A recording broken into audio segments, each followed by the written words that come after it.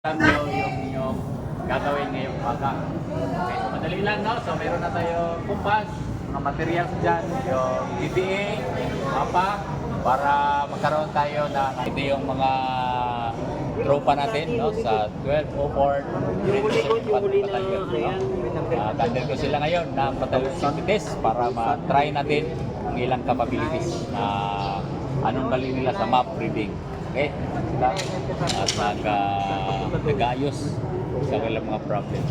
5 months, 59 siya tumama. 55. Panglo. Ha? Panglo. Ito. Tama nga to. 77. Exercise sila sa kanilang map reading. Yung proficiency sa map. Ayan. Nakuha na ang asimot? Yes.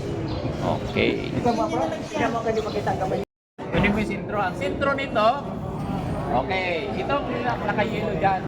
South! Sa likod. South, likod. Ang north, ito rin yung north. Sir. Harap doon, harap doon. Ito, taraw. Okay, ang west, saan ang west? Ito. Dito banda, ang west. O, so makikita mo na sa mapa yan lahat, okay? Sa ground, makita mo na north pala doon.